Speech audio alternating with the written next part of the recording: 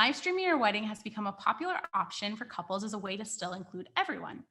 We chatted a few weeks ago about the basics of live streaming, but today we're thrilled to have Irene Tyndale, wedding planner extraordinaire and LoveStream expert at this point, here to share all about the logistics of live streaming. Irene has operated Irene Tyndale Weddings and Events for over 8 years and offers her clients a detailed and passionate approach to planning. Irene, thank you so much for joining us today. Thank you for having me. We're so excited to give our listeners all of your knowledge. So before we dive in, tell them all about who you are and how you got into wedding planning in the first place. Well, I love that you call me an expert. Well, you are. Thank you. I think we all become experts when we're thrown into the pool. Like you either sink or swim, right? Yes. So yes, thank you for having me. My name is Irene Tyndale, like Sammy said, and I am the Chief Event Officer of Irene Tyndale Wedding and Events. We're based out of Atlanta, Georgia. I have been in the wedding and event industry for 20 plus years, actually 23 years since college. So when all this stuff started happening, Sammy, people are like, well, I can go back to being a lawyer or a nurse or an engineer. And I sat back and said, like, the events industry raised me, so I'm gonna stick it out because I was like, this is all I've known since college. So yeah. I'm gonna be here even after it's all said and done. But anyway, I started my business, actually my planning business 8 years ago, almost 8 years ago. November will be 8 years. So I'm really excited about that. And we do month of wedding management, full planning, wedding concierge services for grooms, rehearsal dinner planning, things like that. And now we are micro wedding and small wedding experts. So we've had to add that to the mix this year. You've done it all. I love the focus you put on grooms too. I think that's one of the things that's like so unique about you guys. So tell our listeners a little bit about how you love on the grooms too. So when my husband and I, we've been married now 16 years. And so when we were planning our wedding 18 years ago, we were planning our wedding, we went to a bridal show. And at that time I was doing weddings here and there for family and friends and things like that. So we went to a bridal show because of course that's what you do when you're engaged. Even if you're a planner, that's what you do. And we went to the bridal show. We got married in Orlando, met in Orlando, got married in Orlando. So we went to one of the big bridal shows and we check in, and I had pre-registered us, bought our tickets, and I get a sticker that said bride, and he got a sticker that said guest, which didn't sit well with Mr. Tyndale because he was very active in the planning process on the things that really matter to him.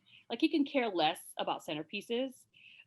He cared about the color that his guys would wear, what we were eating, dancing to. There was like the most important things. Like, I don't care what goes on top of the table. You make that happen.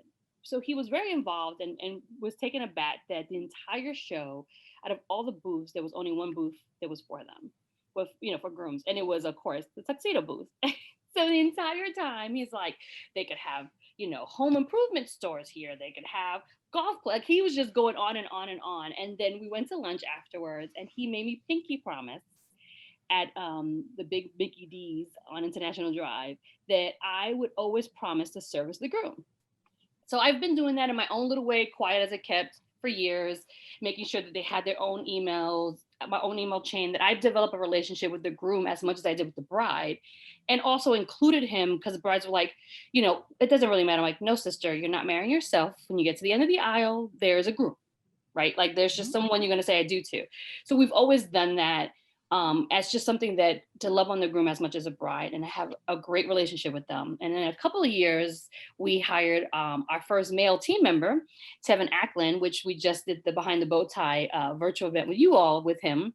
And, he was one of my students when I was teaching at Kennesaw.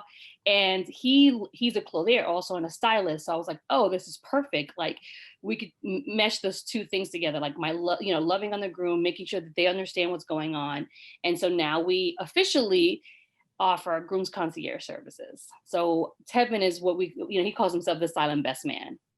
I love it. It's so much fun. I know. I just think that's it's so unique. And you're right. Like, I feel like the grooms do get the shaft a little bit. So I think that. And they don't understand. They really don't. They really think it's like, I found the girl, I saved up for the ring, I asked for her hand in marriage, I proposed, and I'll see you in 6 months to a year at the altar. And it's not fault of their own. I mean, they didn't think about their wedding when they saw, they haven't been thinking about their wedding like the moment we all saw Cinderella running out of the castle, like, right. Or they weren't a ring bearer in someone's wedding and thought about their wedding day. Like that infatuation starts when a little girl's a flower girl and she sees the bride for the first time and it's like, oh my goodness, like a real life princess. And then that it just starts from there. Or like my poor daughter, who's just a daughter of a planner, so she has no choice but to I know. I joke about that I'm like, oh man, our little girl Chloe will probably end up like, no, thank you. I am not interested in weddings. I said, yeah, so Lynia's like budget will probably be a 300,000. And he kind of looked at me like, stop. It's going to be all or nothing. There's going to be no in between. I do this for people for my entire life or her entire life, but I can't do it for her. Come on. Come on. I got you. So tell us a little bit about how your business has shifted this year. You said you guys have become micro wedding experts. Obviously with everything going on, you kind of had to. So I'm different. I always say I'm a little bit different than a lot of planners because whether you're a day of, month of, or full planning, we mother our couples, we take care of them. If they call just to vent about, I can't get a guest list from someone, or bridesmaid number 2 is driving me crazy, whatever the case may be, between Rachel and I and Tevin, we try to be there for them emotionally, logically and all that good stuff, right? Like I've called before to ask them to confirm cake flavors, and for 25 minutes they're complaining about something. And then they're like, oh, I'm so sorry. I'm like, no, I'm Dr. Phil, Oprah, Ayanna Van Zandt. Like I'm a little bit of everybody. Like financial guru when I need to be.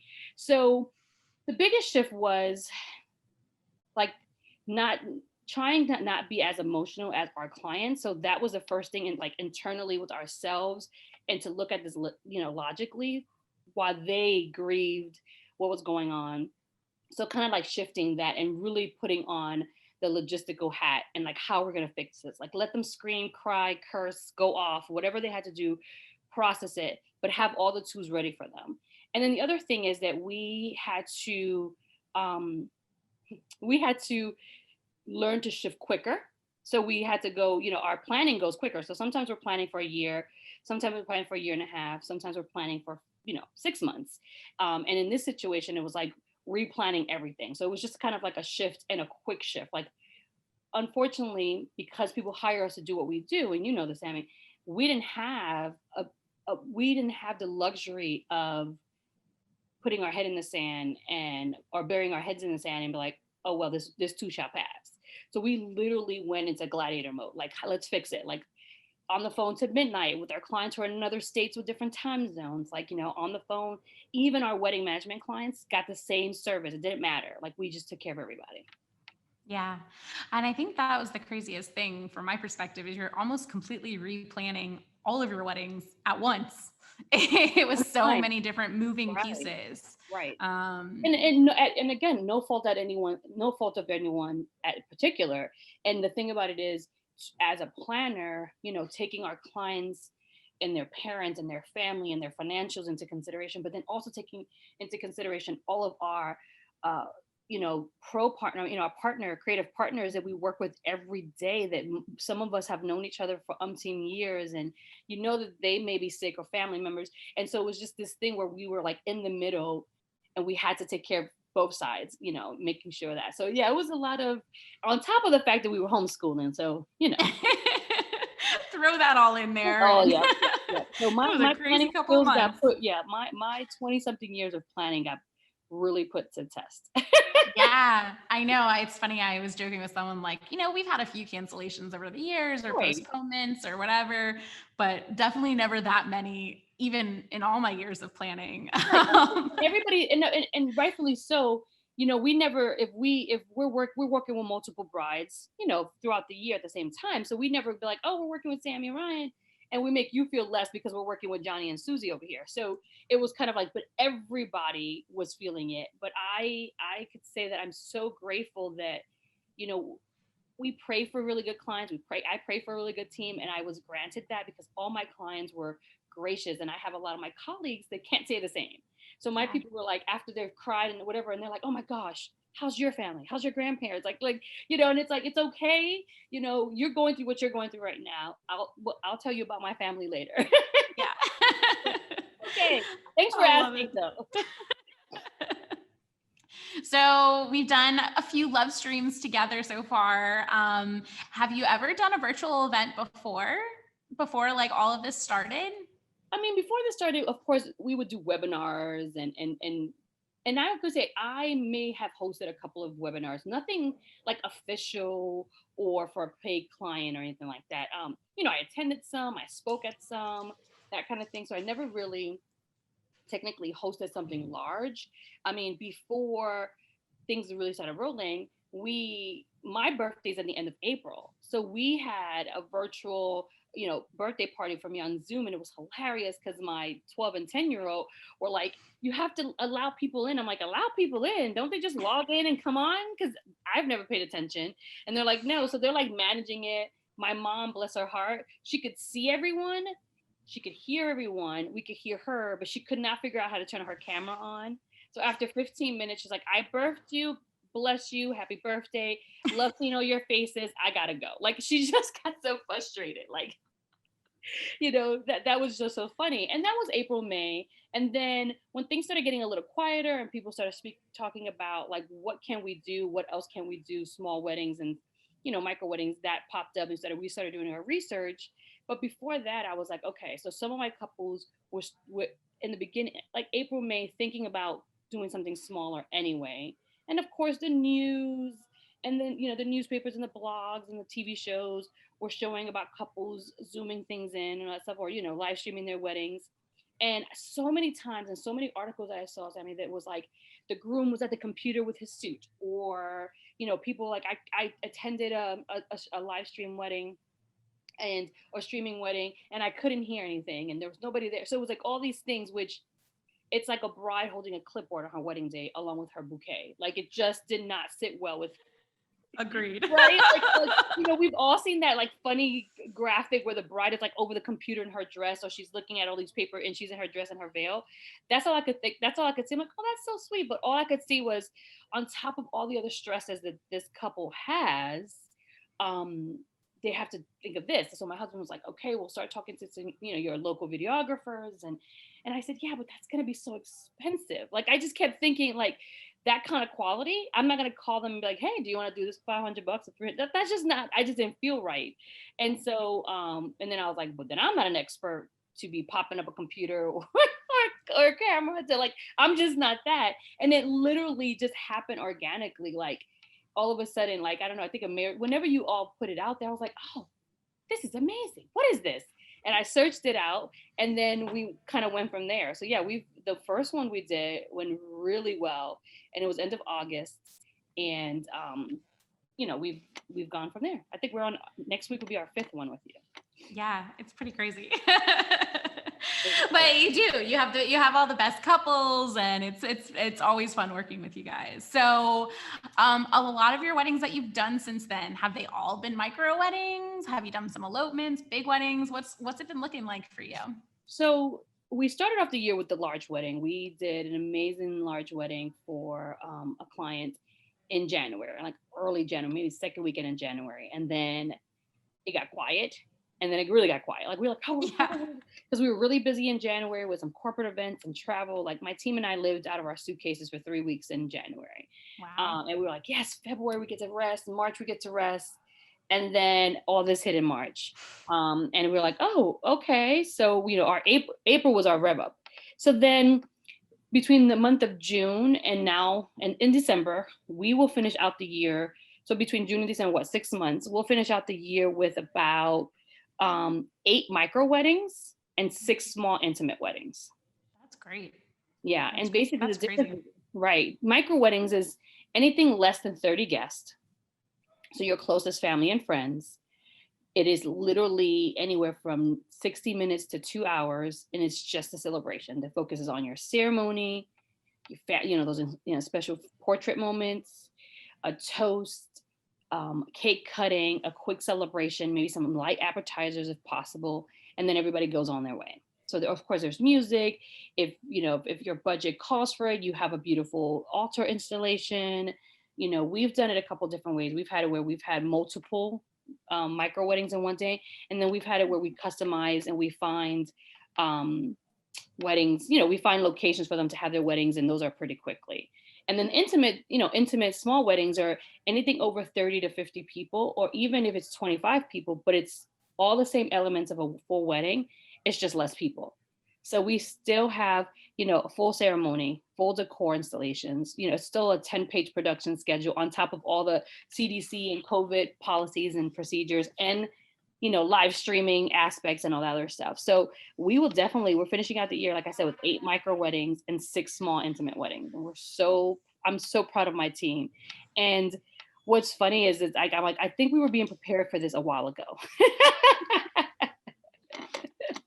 So yeah, so this is just like, okay, we got this. So when I did the numbers the other day, I was like, wow, that's a lot. You just don't realize it's a lot. And it's a lot. And it's more than, it was just, I just felt the need to do something for couples and for my creative partners that we work with. Like, I feel like if this is going to help a couple say I do this year and help put a couple of dollars in people that I love and work with and respect, so they could be here next year to service my clients, they were going to be here next year.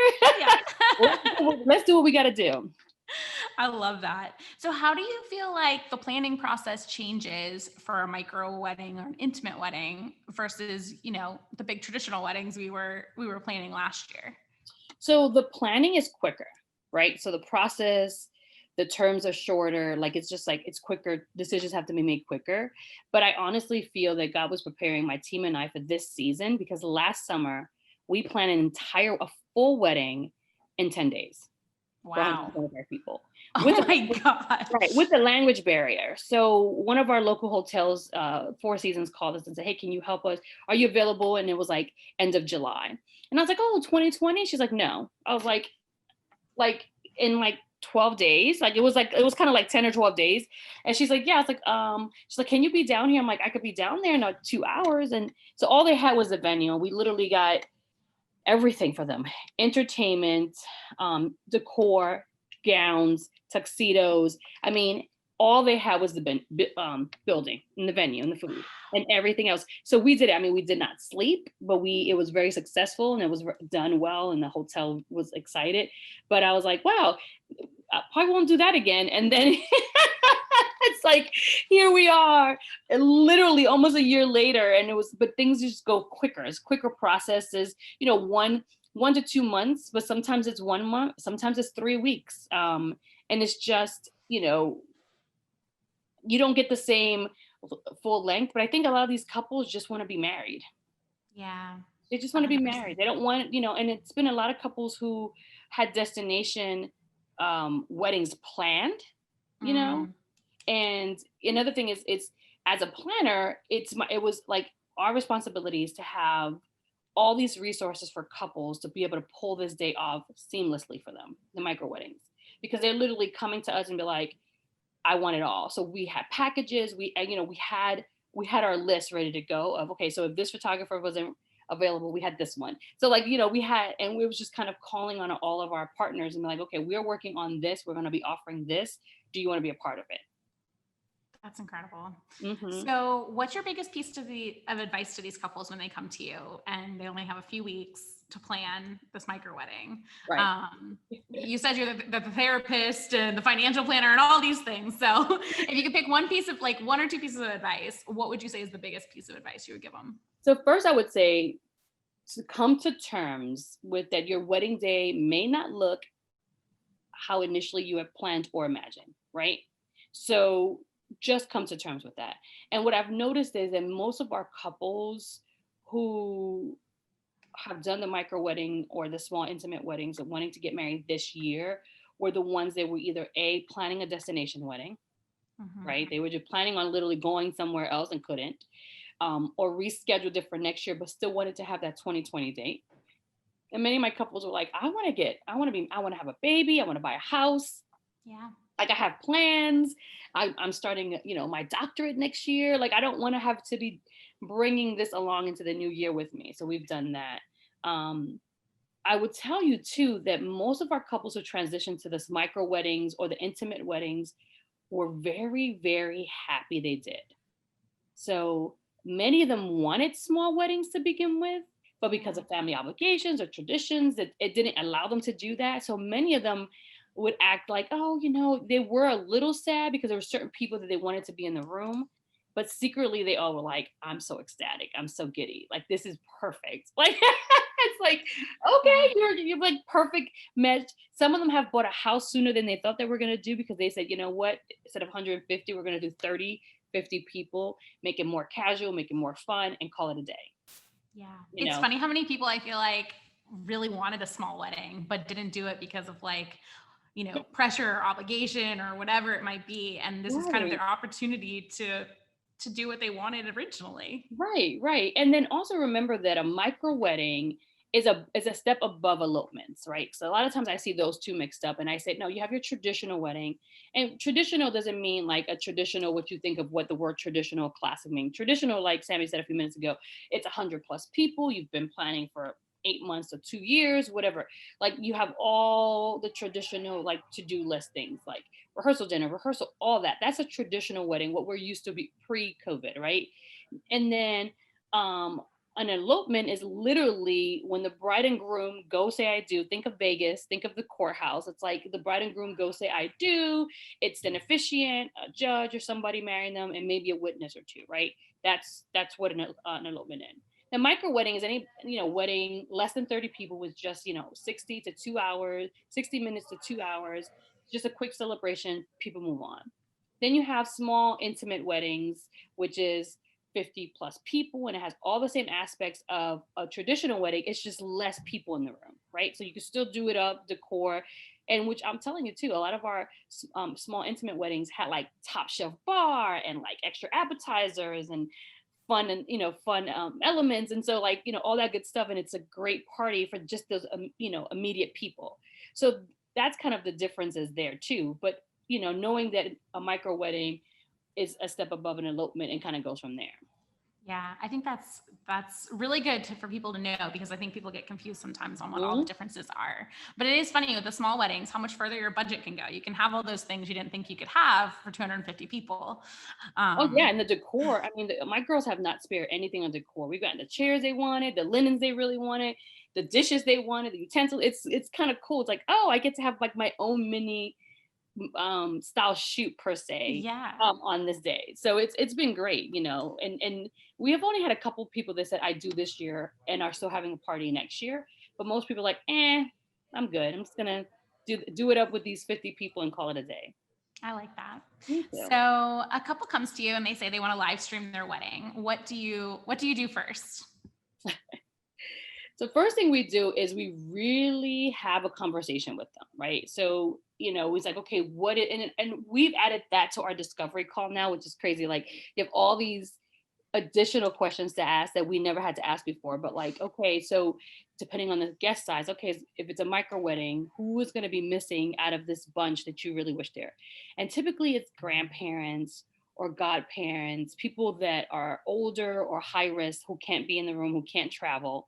And they're always sad about that. And it's been times where it's parents because the parents couldn't fly out or whatever. And they're like, okay, we're saying I do today, but we're going to party next year. And just kind of figuring out all those aspects, like who is not going to be in the room that you wish is in the room, right? And a lot of times it is immediate family. So we do that. We kind of have that conversation, the discovery call. We like to see who would be present, like I said, and then we then share our experience and the different streaming services that we worked with and how that works. And we kind of so we try to get as much information as we can from them and educate them at the same time, because they're like, if they say, oh, we're going to use this platform, like, okay, well, we've used this platform and here are the problems here.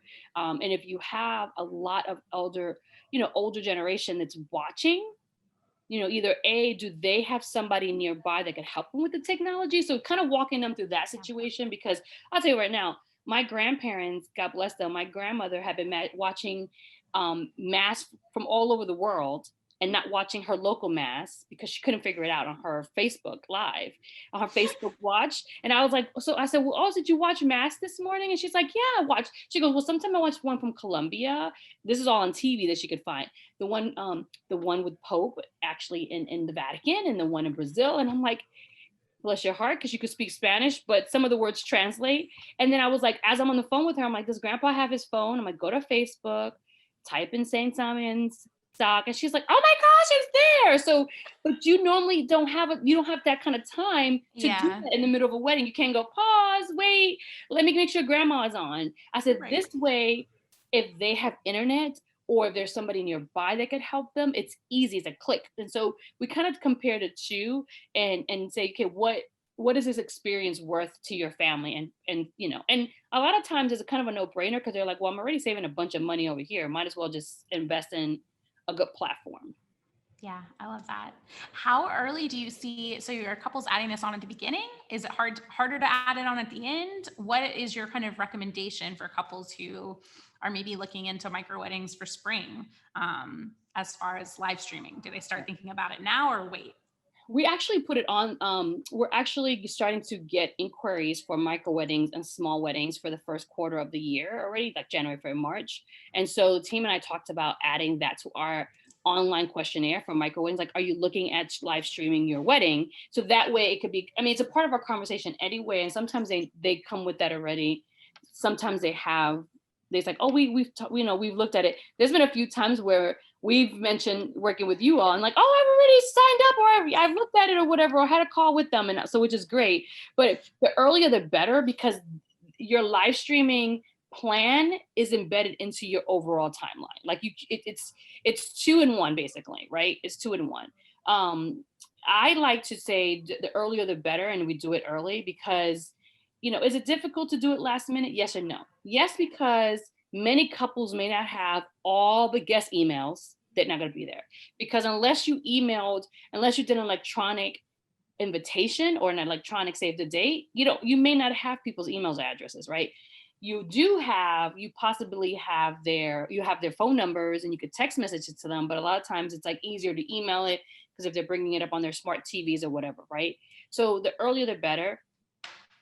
That's the other thing about doing it last minute difficulty, which we've seen this before, is that you may encounter Wi-Fi issues, and not being able to have the proper equipment coming in on time. Now, listen, Prime has been our best friend. It's our angels on earth, right? Those Amazon Prime drivers are the best. But have you all seen, everything doesn't take, like, there's very few things you can get overnight. Like, you will be able to get ink same day delivery, next day delivery. I'm having to go to Staples to get my ink, like, Yeah, because that is faster for me to drive there with my mask on and hand sanitizer to get that and come home than doing it through Amazon. So making sure that you have the right equipment, the right lights, ring lights and all that stuff. And we've had it where things don't come in right, things get stolen off of doorsteps. I mean, we've had all kinds of things. And so now, as a part of our emergency kit, so we have 2 tripods. We have the iPod, the tablet compartment thingamajigger. I don't even know what it is. We just got a little kit of stuff. We have a ring light, and it just comes with us, because it's like, and it's funny because people laugh at my emergency kit. We call it a bomb shelter. And I have people like, you have that in there?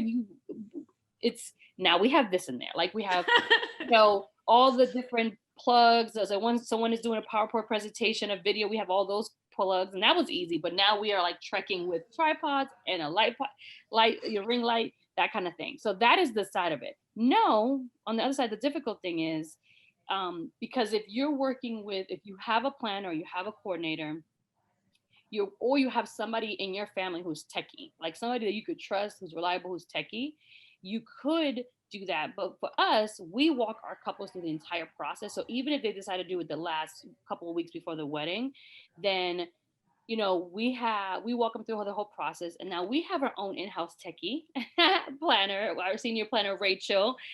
She is like, that is her stuff. She's like, I'm now in-house tech support, right? Yes. And so she has been the one.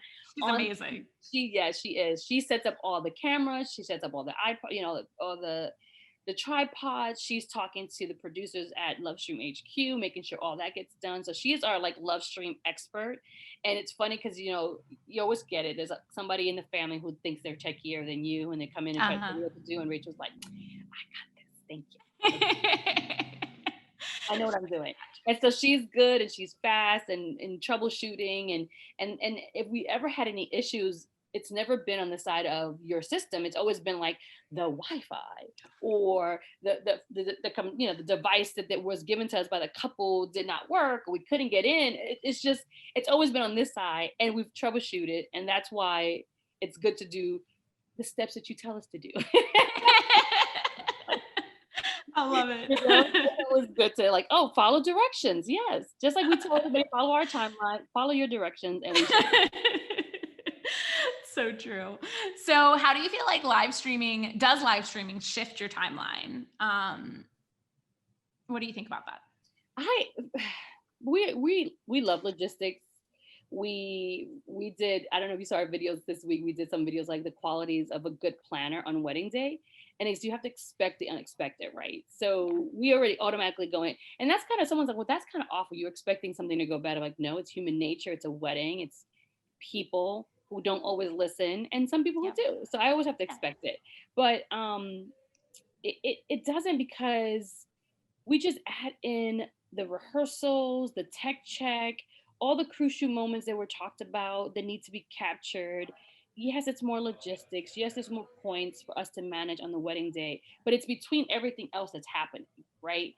And so when I realized that this was so important to our couples, we make sure that we were, even for our small weddings, there was 3 of us there, right? Typically we do one body for every 50 to 75 guests. So you have your lead, your production manager, and assistant. Like there's typically 2 or 3 of us, depending on the size of the wedding. And I just made sure that we had one person dedicated, Rachel, shout out to Rachel, I love her, who was dedicated to, that's all was her job that afternoon, like from the time that she had to set up to on. So it didn't really shift it. For us, it just got added to everything else that's happening in between. It wasn't like I had to stop doing one thing to do another. So it either talk to your planner and make sure your planner has an assistant, somebody that can go to the rehearsal check and all those other things, or have somebody in the family that you can work with as a planner. Just don't leave them out to themselves. The planner could work with that person to help them out that day. Yeah, I love that. And I think with micro weddings and all that stuff, I think a lot of times people think they don't need a planner because it's smaller, but it's like you need a planner even more because there's still so many moving pieces and you almost have less people to rely on. So if COVID's taught us anything, it's that you need a planner. Exactly. I mean, that's what a lot of people wish that they had planners. When, I saw these different Facebook groups go up and brides were like, oh my gosh, I'm having to do all this by myself.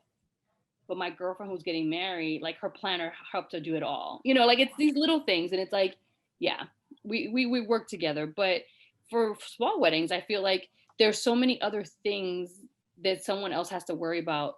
Let somebody else worry about the CDC stuff and the temp checks and all that other crazy stuff that we are having to do now, that's becoming part of our, it's becoming part of our checklist, like just like your undergarments and your garter belt and your veil and your jewelry and everything else that you have to have. Like there's a whole another checklist that we're working on.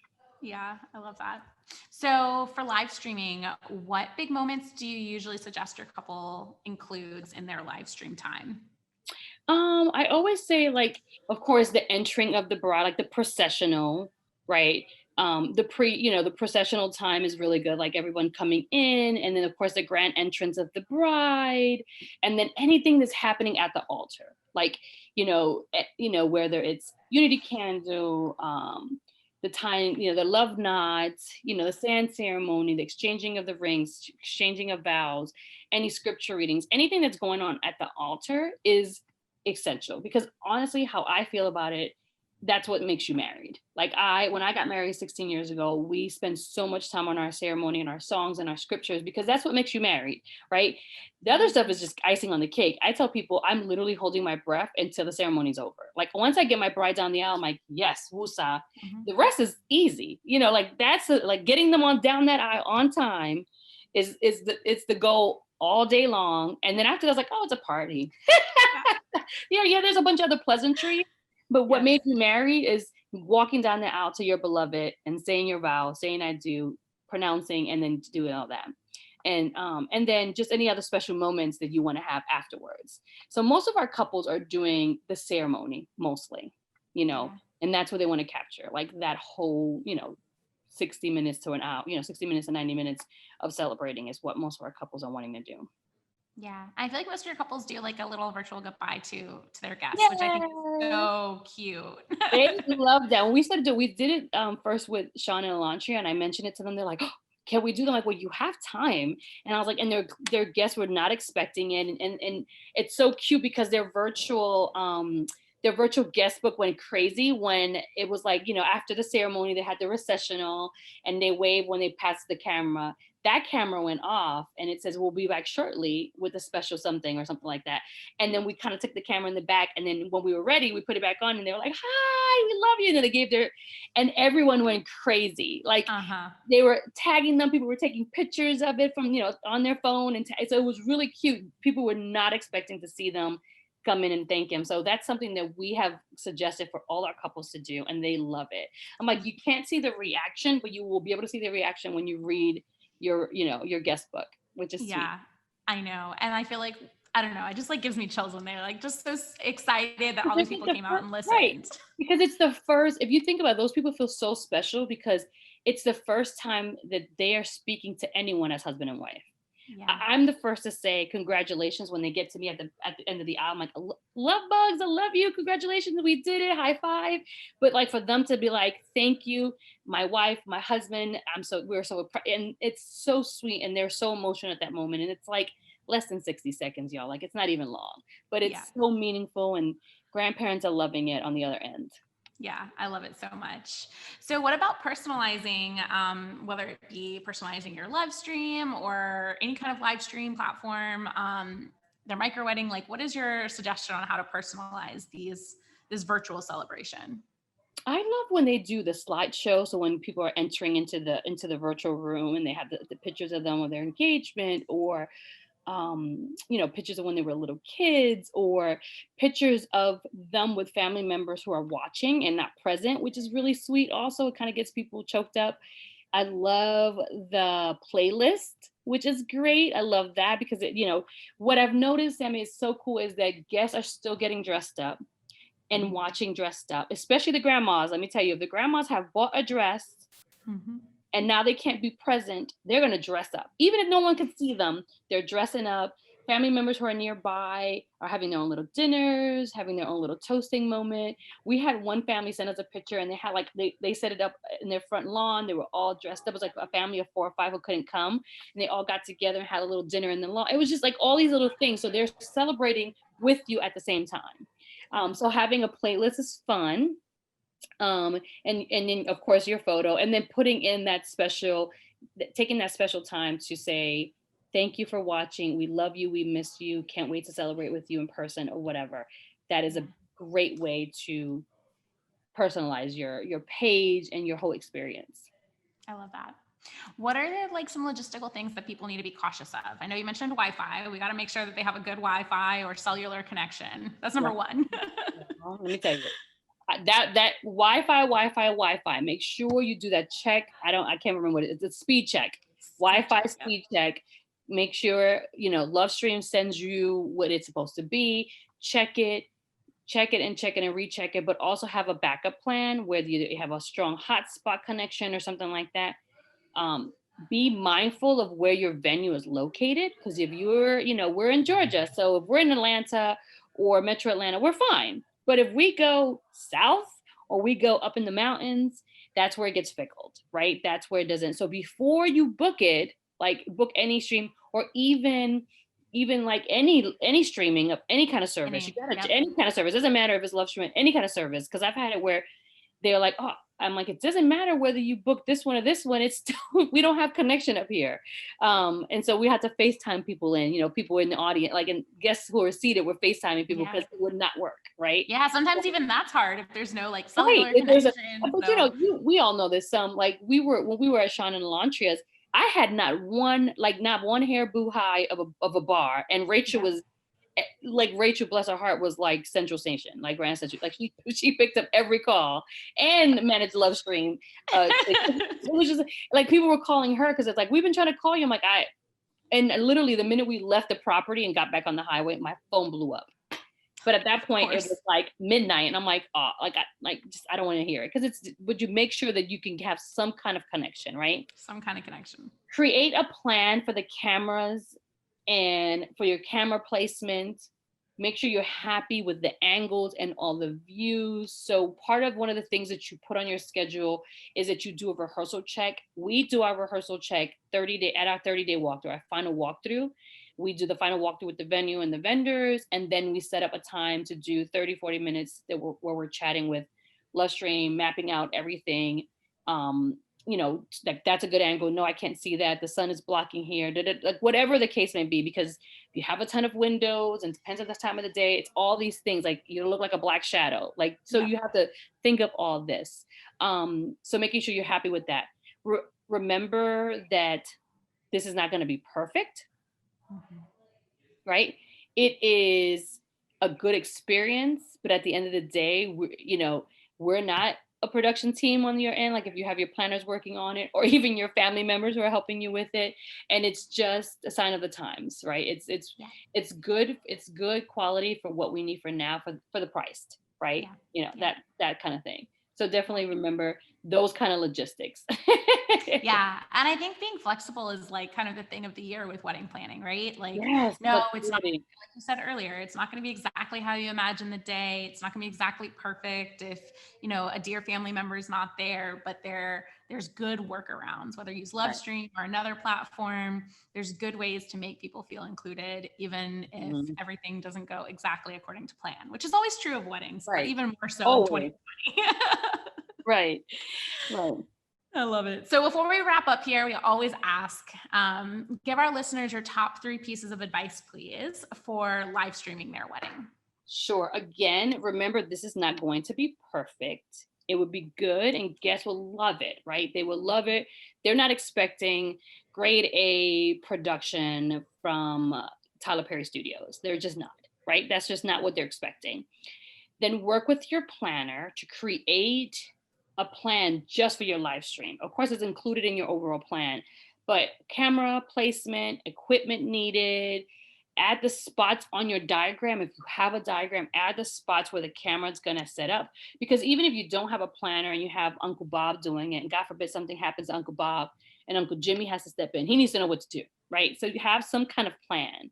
And then finally, take a deep breath, my loves. Take a deep breath, do some wusa, yoga, meditation, prayer, whatever you have to do.